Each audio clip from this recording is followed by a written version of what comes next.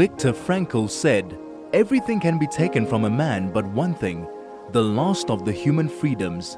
To choose one's attitude in any given set of circumstances, to choose one's way."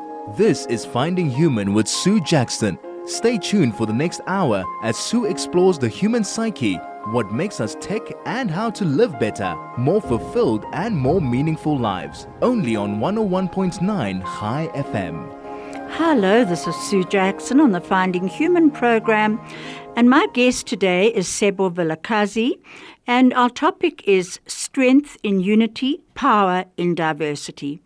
When we actually made this date, I didn't think it was Nelson Mandela Day today, but I think it's very appropriate that we do meet today because this year's theme for Nelson Mandela's Day is "It is in your hands."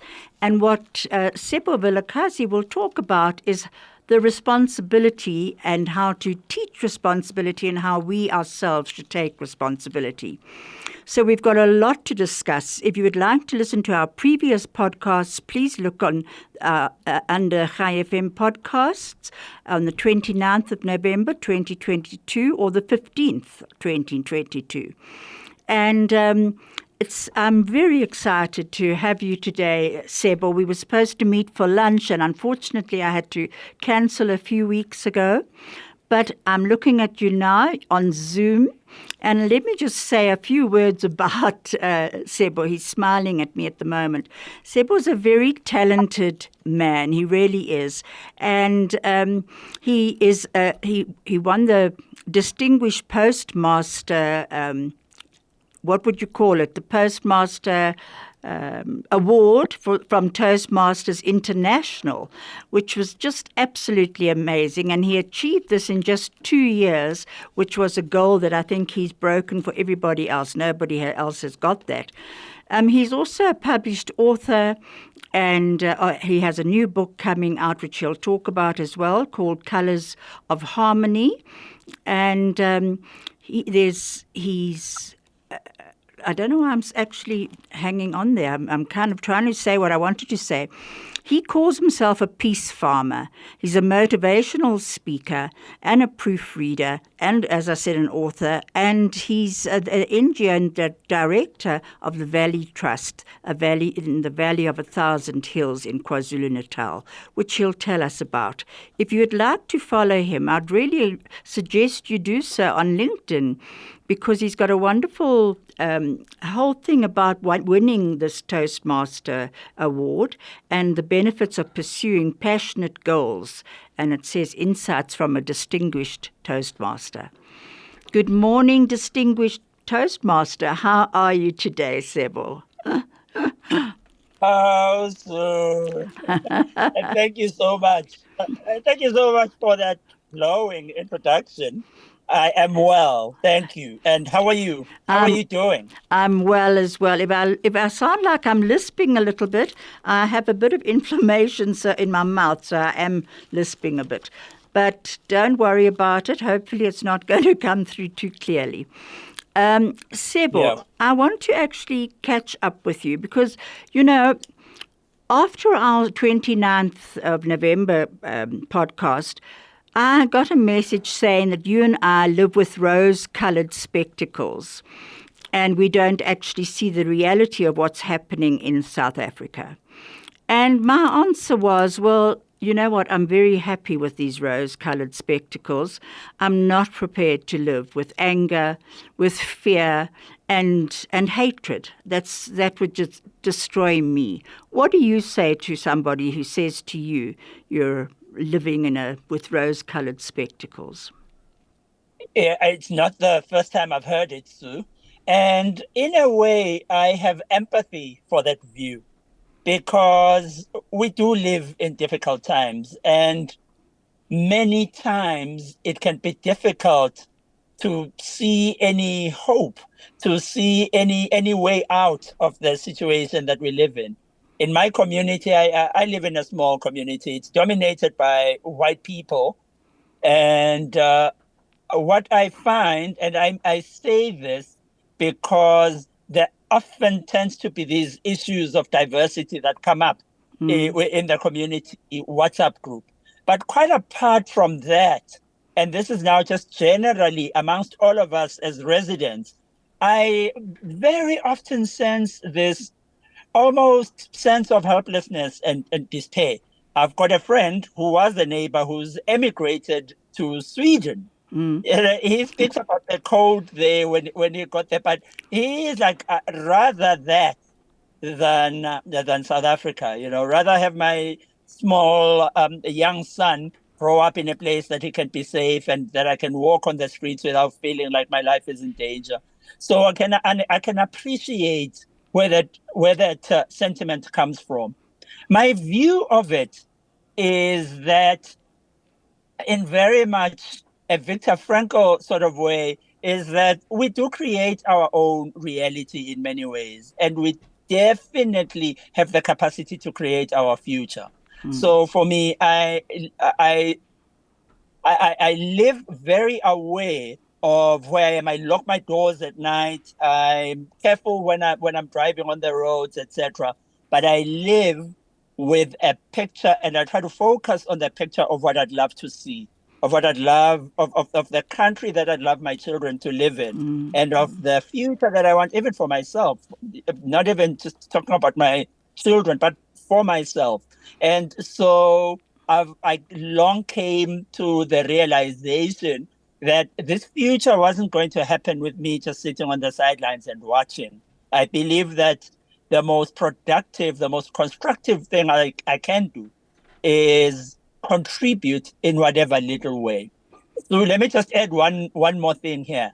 What I have also found in the types of activities that I get involved in, the types of conversations that I have, is that many people often feel like they are helpless, like there's nothing that they can do, that they can contribute. But I think, just for example, doing something good within your own neighborhood, doing something good for your neighbor, doing something good for the next person next to you can have this multiplier effect. And so we can start then to create this world that we all wish for, but that we sometimes feel is so far away. So in many ways, today's theme is apt, because I do believe that it is in your hands. It is in our hands. It's in my hands to create the future that we desire. I absolutely agree with you. And I can really understand why you are a diversity, inclusion, and equity advocate, because what you've just said there really covers so much of what is in our hands. And we need to look at it and what are we doing to not feel included. And, Nelson Mandela, one of his quotes was, "It is easy to break down and destroy. The heroes are those who make peace and build." And I think that is so apt what he actually says, because I think the moment you start doing something proactive, you stop feeling like a victim. And that is exactly, as you said, with Viktor Frankl, that's what he said, that they saw in the camps, that it was those people who walked, very few in number, he said, who were giving away their pieces of bread. But there were enough of them to show that it was possible to rise above the circumstances. We're going to ad break, and I'll get back to you. This is Finding Human with Sue Jackson, only on 101.9 High FM. This is Sue Jackson on the Finding Human program on 101.9 High FM. My guest today is Sebo Vilakazi, and we're talking about strength in unity and power in diversity. You can SMS us if you'd like to on 34519, or you can telegram us on 061 895 1019. Now, Sebo, you have just been up here in a workshop. But before getting to that, I was listening to one of our podcasts, and in it you mentioned, because I think this comes in here, how there was a time in your life when anger also emerged. You spoke about when you were at a computer programmer, and they'd started running an awareness group, and there was this huge Afrikaans guy. And do you remember that story? I do, sir. Could you tell it to us? Well, it was very silly. It was really more my journey of awakening to the issues of diversity, and it was a major part of what made me decide to pursue diversity, inclusion, and equity as a career path, because I first got aware of it as a participant in a workshop that was being run by my then workplace, one of the big four banks. And we got talking about language. It was a mixed group, as these diversity interventions typically are. And we got talking about language and just some of the conflicts really that arise out of a failure to understand each other amongst different race groups. And so I've always been very vocal about my opinions. I don't like to feel like I'm letting someone get away with something incorrect, particularly when it pertains to myself. So there I was, standing up to this big guy. So it ended up in the workshop. It was myself and this big built Africana gentleman. And I just wouldn't back down. I don't even know what got into me, because he was twice my size, taller than me, broader than me. But eventually, the facilitator managed to calm us down. But on reflecting about this, I could see that actually it was really because I was just not willing to open my mind to his point of view. As much as both of us might not have been communicating our points of view in the best possible way, his view was still valid in the same way that I felt that mine was. And if I was to make any headway in my own understanding of the interactions between myself and people like him, then I needed to take the time to listen to him. I needed to take the time to hear him and not and acknowledge what he said, and therefore or thereafter speak from a position of even if not empathy, but from a position of greater understanding. And so that just got me very curious about this entire sort of process, and eventually I got stuck in and have been in it for 15 or more years now. Wow.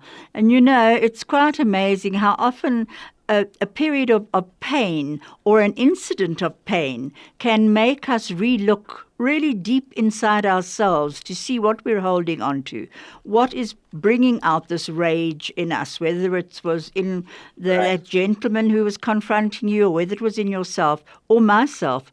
It's often when we really are being hit internally that we've got to look at what are we holding on to and what can we change and let go of.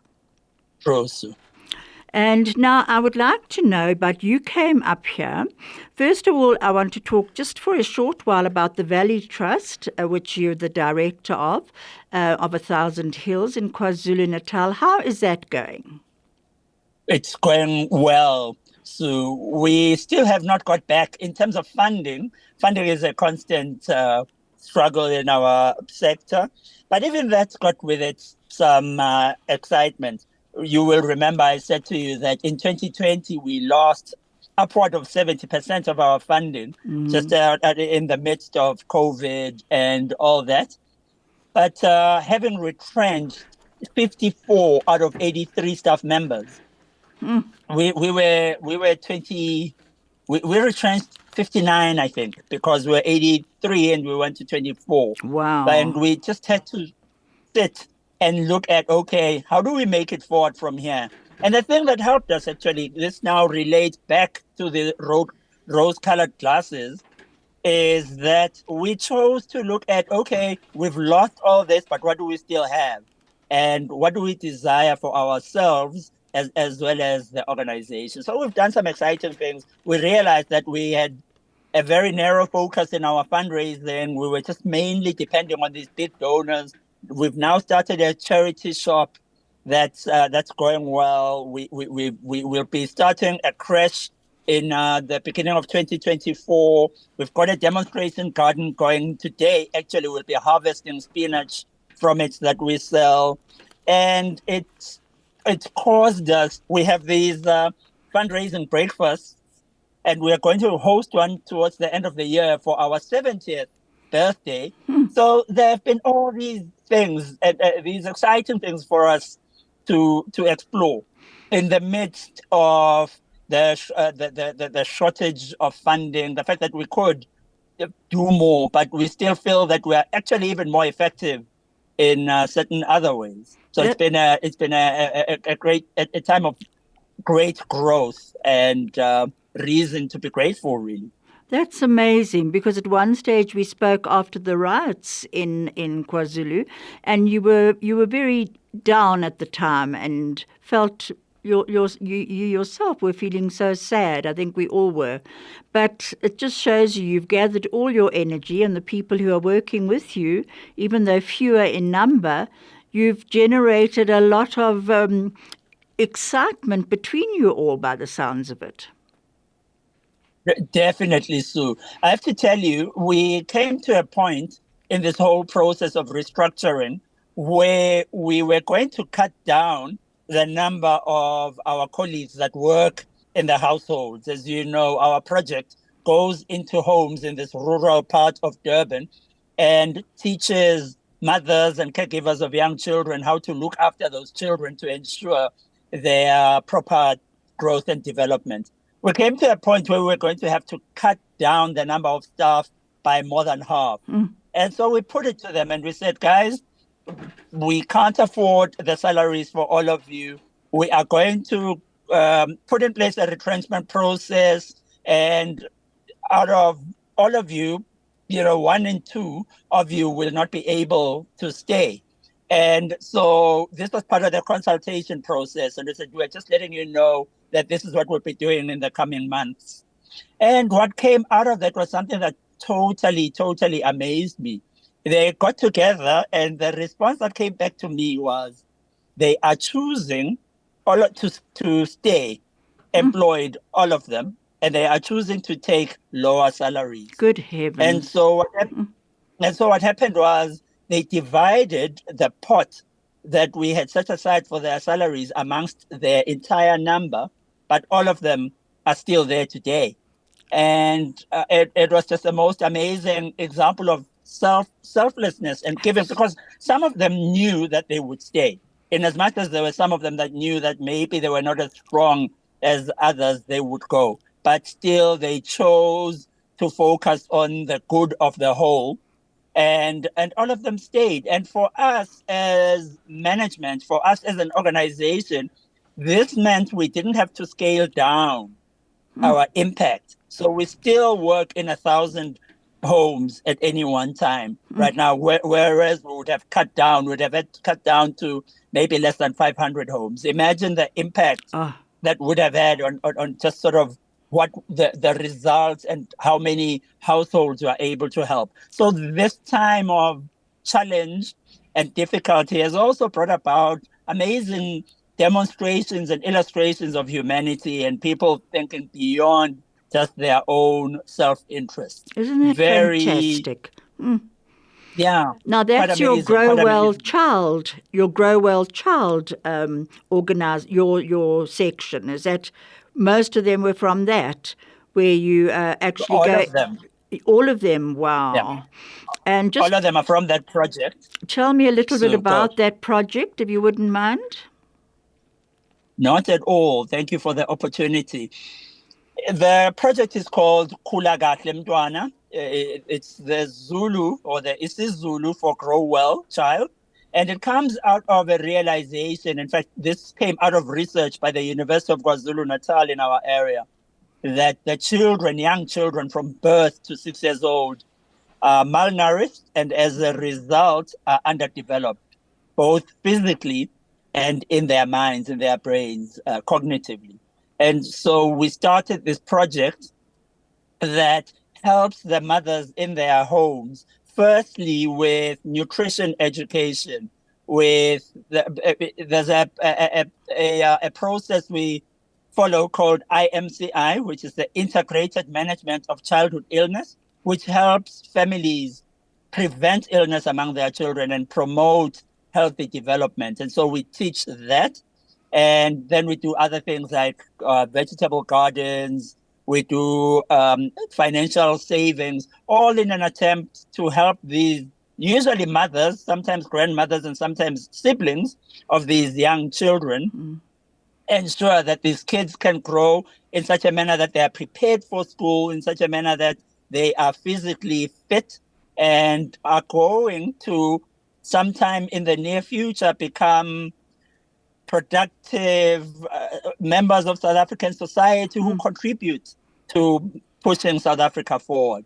So it's an exciting program. Very. And how many children are you actually, how many homes are you caring about? How many children? We care for just over 1,000 children in 700 odd homes Good at any heavens. at any point at any point in time, and we stay with these households up until we graduate them out, either because they meet certain criteria in our vulnerability assessment. In other words, they have shown signs that they're able to stand for themselves, or because the child has now exceeded the 0 to 6 age bracket. But if in that case, then we hand them over to local organizations and the local social worker, and we just ensure that they keep an eye on that family, on that household, to ensure the well-being of the child and other household members. That's fantastic, because I remember you saying that they had to make sure health-wise that they kept up with the growth chart and the immunizations, and then you showed them ways of mentally stimulating their children. So it was fantastic. But all of that, if you think about what you've done there at the Valley Trust, took you to this workshop that you've been on last week, really, and I'm sure you had a lot to contribute. So tell me a bit about last week's workshop and how it ties in with this. This was it's a different project, but a related project, and very exciting, Sue. What's happening is that the project seeks to find ways that recipients of social grants, specifically the child support grants, can be assisted to make more of the grant than what it currently is. The grant is around 500 Rand now per month. Per child. And it's per child, yeah. And it's clear to governments that this money is not enough for the mother and is not enough to look after the needs of the child. And so the thinking is, what else can we do with this recipient, with the person who's receiving this grant, to help them make the grant go further? And so we did two things in this project. The first thing that we did was a livelihoods assessment, which meant going into the homes of social grant recipients, many of whom we work with, and talking to them to find out how they live. How do you make it on a day-by-day basis? What are your struggles? What are your victories? How do you cope? What difference does the grant make? So we did that on the one hand. And then on the other hand, we went out into the community to look at what are the available opportunities, market-related opportunities that these mothers or these recipients could be linked to for either employment or starting or enhancing their own businesses. So this meant talking to local businesses. It meant talking to the households themselves to find out if they're doing any income-generating activities. And so now the result of our project, and we are doing the research which is kicking off this project, the result of our research is recommendations around here are the things that in these specific communities the recipients of grants could be linked to market-based opportunities so that they can enhance their livelihoods and hopefully in some way reduce their reliance on the social grant, hopefully even win them off the social grant in due course. And so it's exciting. So are you looking at opportunities within their own environments then? Yes. Okay. Very much so. That's where we're starting. And how did you choose these children? I mean, these grantees. How did you come to find the ones that you wanted to assess? We are working on this project with the Department of Social Development, as well as the South African Social Security Agency and the National Development Agency. And so we got a list of names from the Department of Social Development. And in fact, they hold the list, and then SASSA, the South African Social Security Agency, distributes the grants to these recipients who are on this list. And so we picked names off of that list based on the areas that we were working in. We worked in 3 places in KZN. In the north, we were in Madadeni, which is just a township just outside Newcastle. We then, in the south, worked in Mthwalume, which is a rural area, sort of in the Port Shepstone area, near Hibadine, actually. Mm-hmm. And then within Durban, we worked with communities in KwaMashu. So it's comparing and finding out how people are living in these different kinds of environments. Mm-hmm. Because the hope is that the lessons we learn here will be scaled nationally so that this can be done for different kinds of communities or for households that live in different kinds of communities. The project sounds absolutely amazing. Just tell me, so many people say that they don't want to give to charity because it just goes into people's pockets. And how do you control this money, which goes into billions, if I think about it, for the livelihood assessment and market assessment and keeping these children, giving them the grant that they need? How do you actually control that it's not going into somebody else's pocket? Yeah, so not being within the Department of Social Development, I wouldn't be able to speak for them in terms of the initiatives that they do. But there is a concern about ensuring that the grant is used for the intended purpose, which is the well-being of the child. And I know that in working with the Department of Social Development and the Social Security Agency in this project, that it's a big concern for them. Here in KZN, we got to work quite closely with the officials, and we know how much they go out of their way, that try to put systems in place to ensure that fraud is minimized as much as possible, and that even outside of fraud within the household, say it's a legitimate household, that it's the funds are being put to correct or the intended use. As you can imagine, it's quite difficult because it's millions of grantees, literally. Absolutely. And, you did say to me when we were talking on the phone that it's very complex and multifaceted, especially that pregnancy often accompanies low-income groups. And so you have extra children, little children being born to unwed mothers, and that there's a lot of lack of responsibility among the males. So how do you actually, in any way, how do you cope with that? How do you educate the males to take responsibility? It's difficult. And in fact, one of the projects that we closed down in 2020, one of its thrusts was this, talking to men through dialogues, because teaching helps to an extent, but is very limited. And dialogues and holding people by the hand and making them see things for themselves and maybe even practice to do differently tends to be more effective as a behavior change approach. And so in that project, we worked with men about responsible manhood, starting from young men. Okay, how do you hold yourself? How do you conduct yourself as a male who is going to take responsibility for his actions? We're going to get back to that. This is Finding Human with Sue Jackson, only on 101.9 High FM. Hello, this is Sue Jackson, and I'm back with Sebo Vilakazi.